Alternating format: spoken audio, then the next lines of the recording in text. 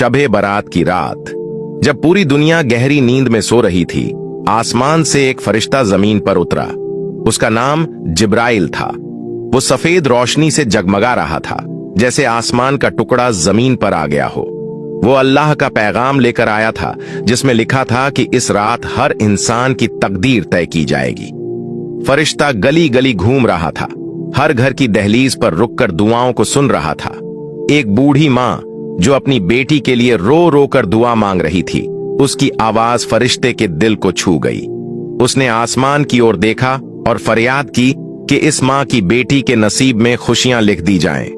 उसी रात एक गरीब बच्चा जो भूखा सो गया था, उसकी झोपड़ी में फरिश्ते ने कदम रखा और उसकी झोली में बरकत भर दी।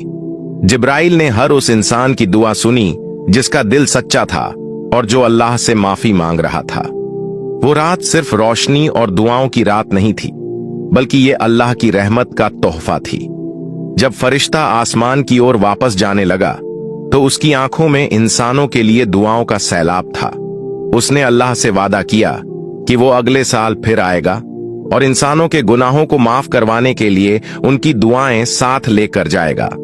दोस्तों, वीडियोस के लिए हमारे पेज को फॉलो करें